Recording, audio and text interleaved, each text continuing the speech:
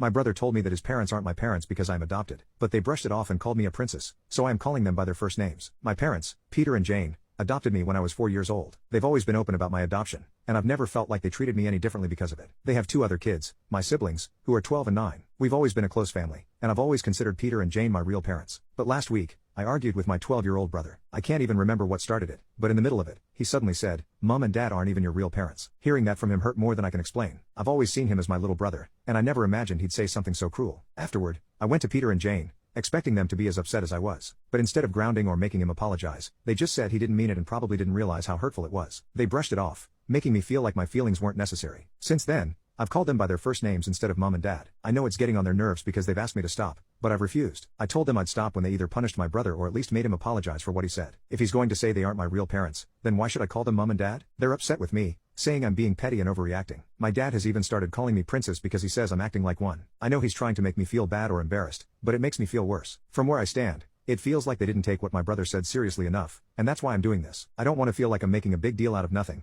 but at the same time, I can't just let this go without some sort of consequence. What my brother said hurt me, and I need them to understand that. He, Peter, used to call me stuff like that all the time, and he knows it pisses me off, which is why he's doing it. He labeled me as gay for 3 years because I wanted to do ballet until I finally quit. Don't get me wrong, I love my dad. I don't think he's abusive or anything, but he gets like this when he's upset and just says nasty things to everyone. It